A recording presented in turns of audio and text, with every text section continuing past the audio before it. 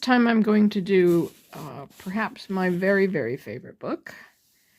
This is The Little Prince by Antoine de Saint-Exupéry.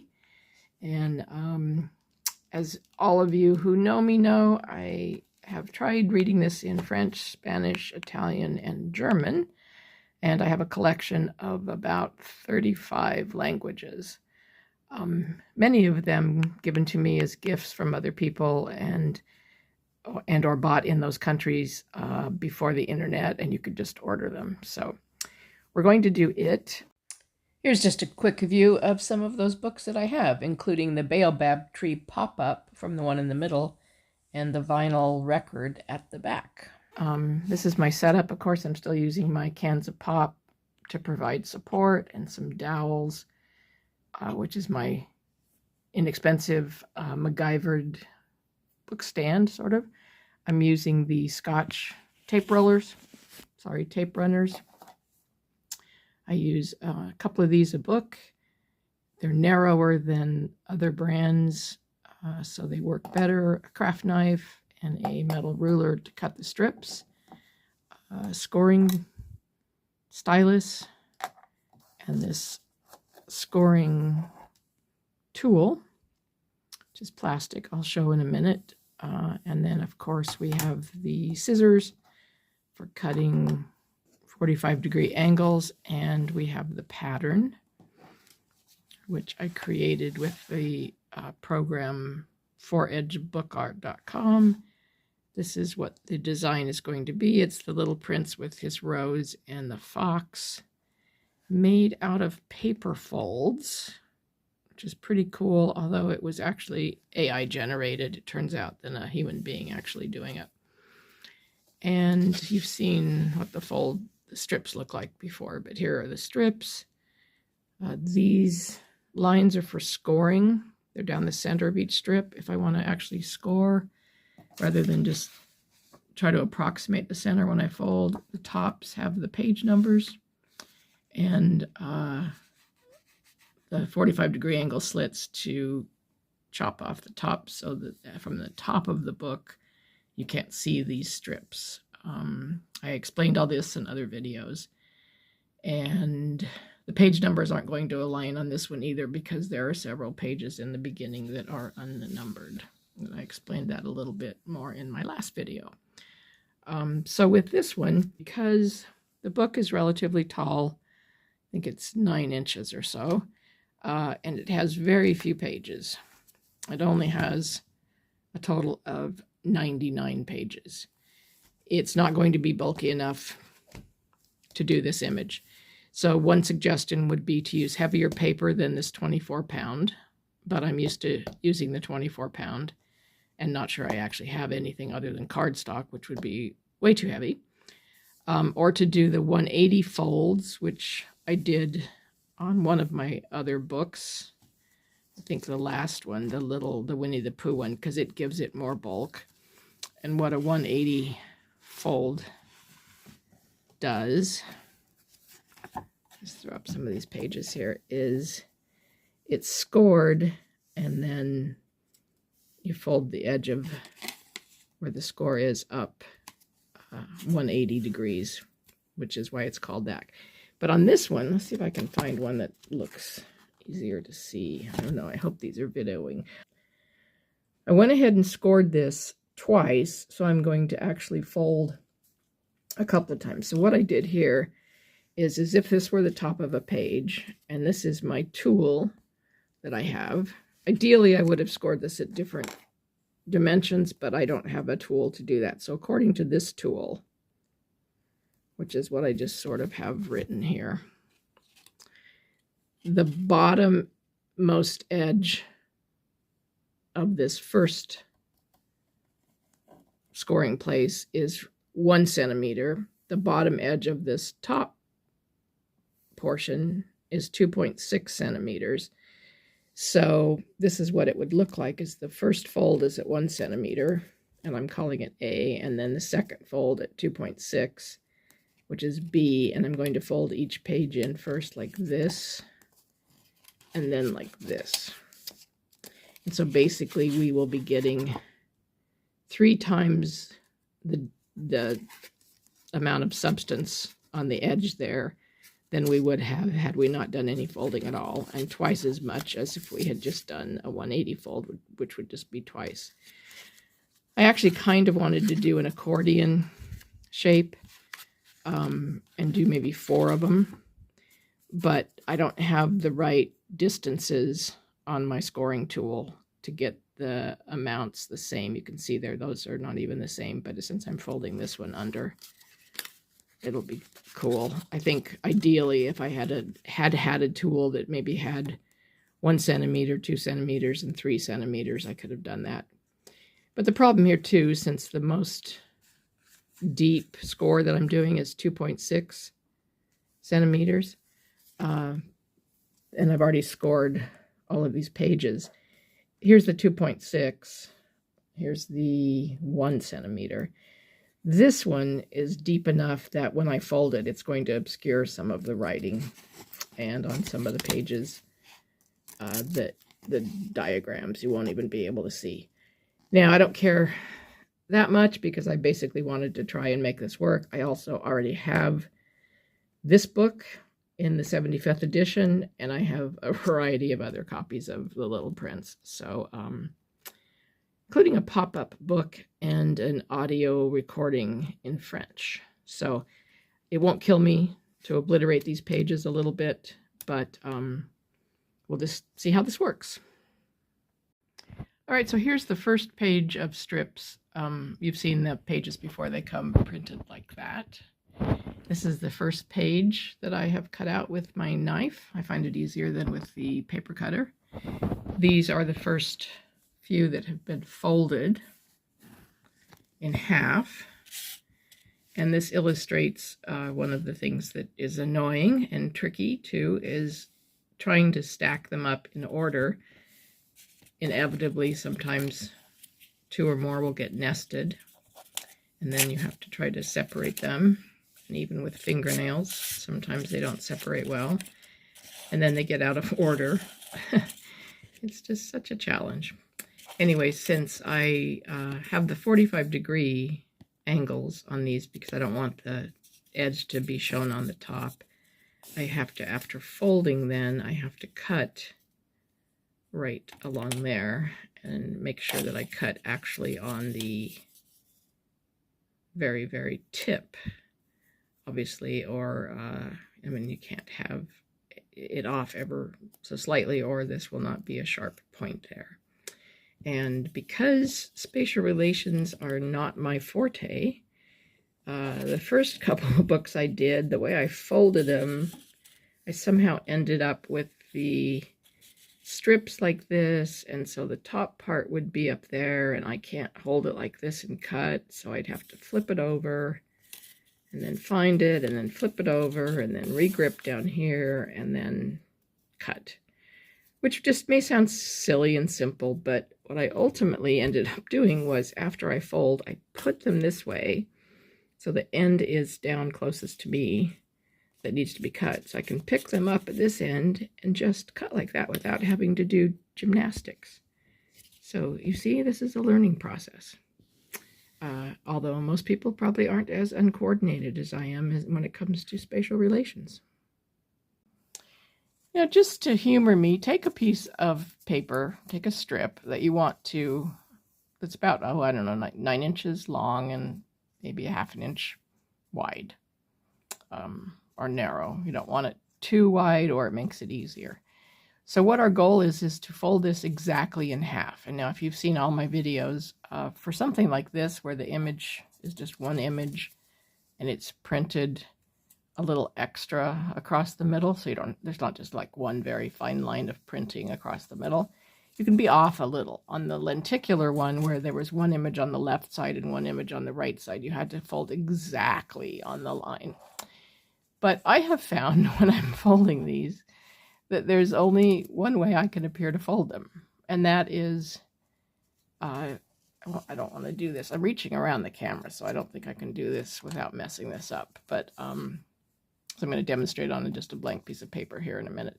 But what works for me is to take the strip with the printing face down and then fold the top part.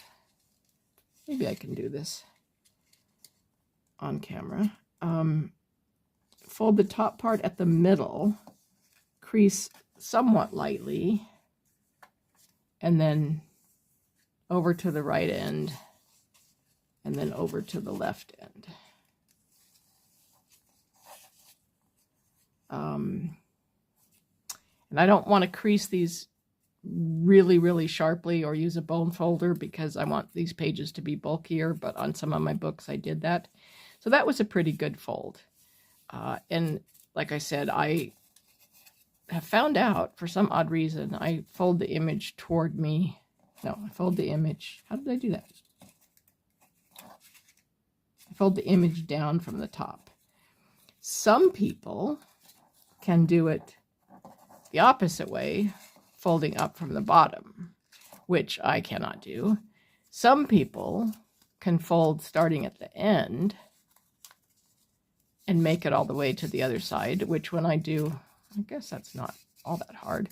It usually gets off for me when I do that. And many of the people I've seen, the pros on the videos, are doing it in the air like this.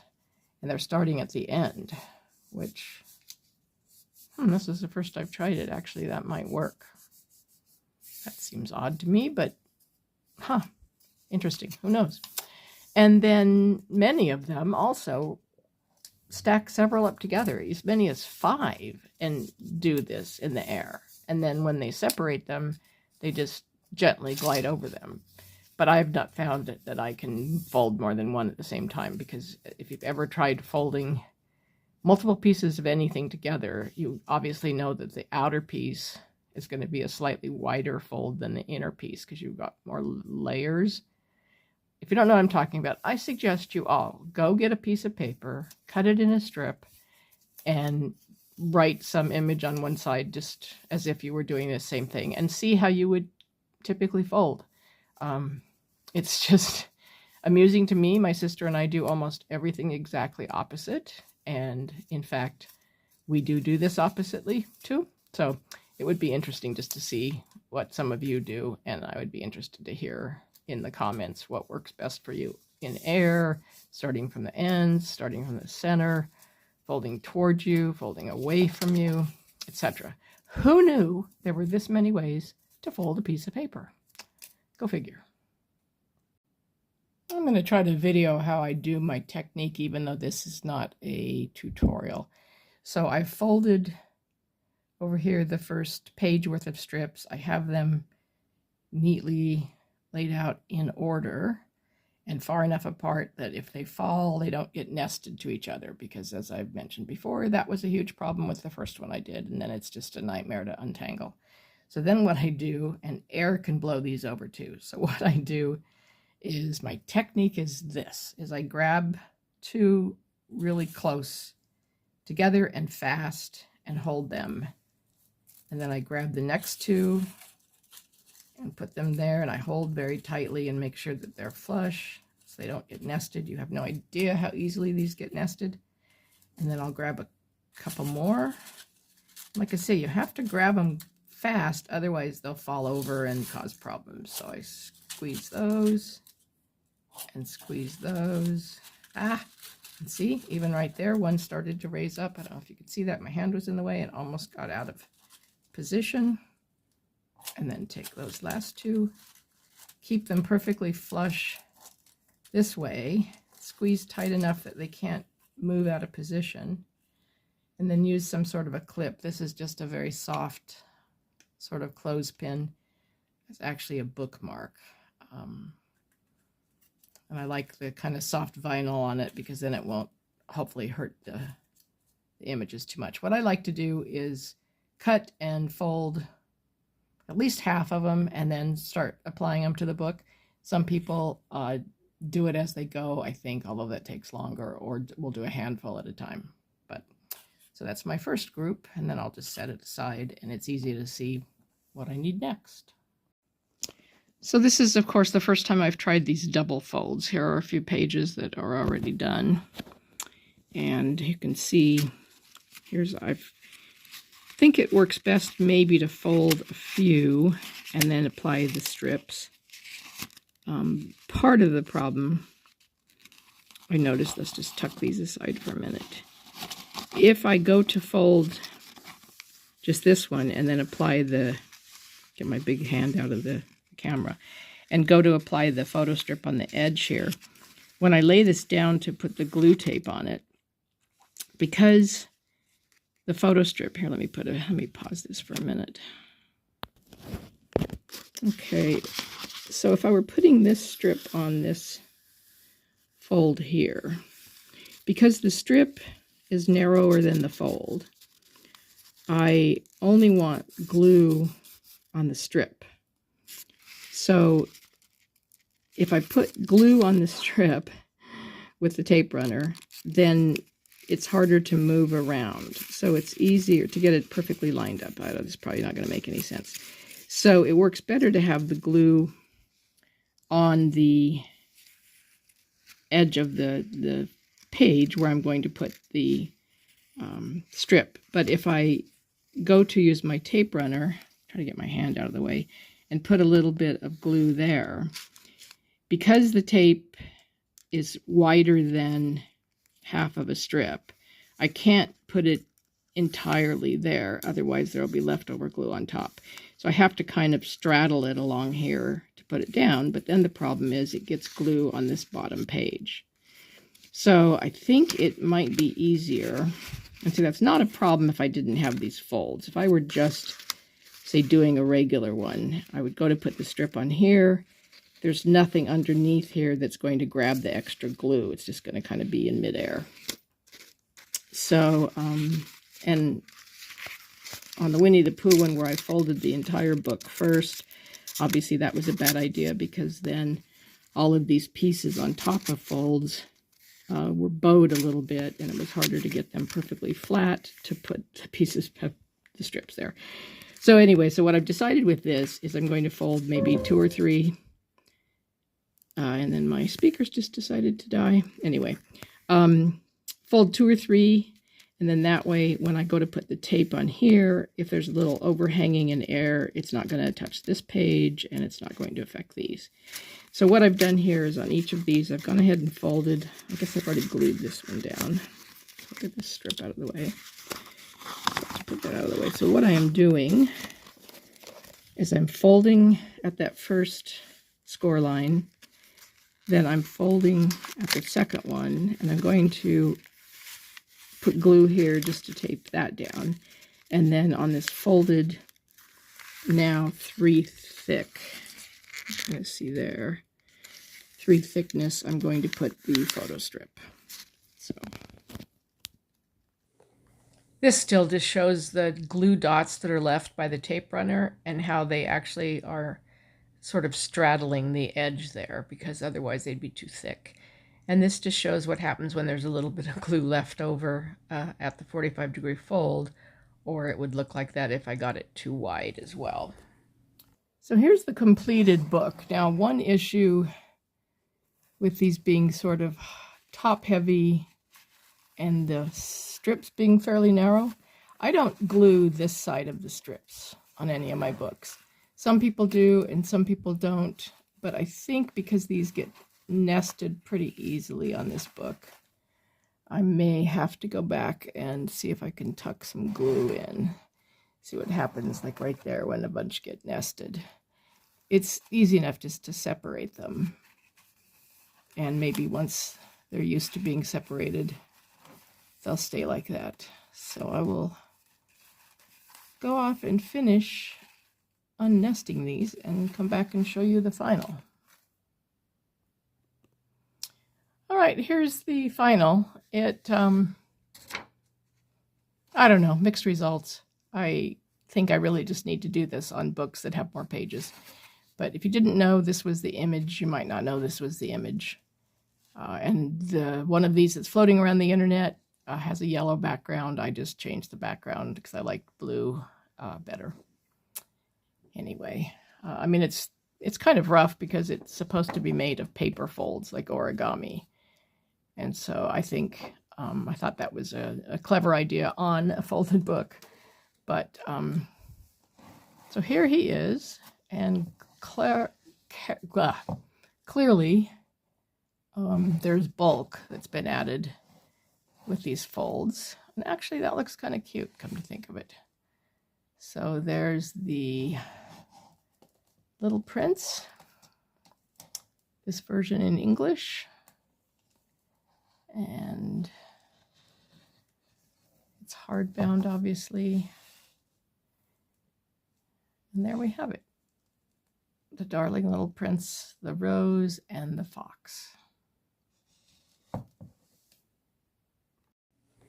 And here are just a couple of still images of the finished product.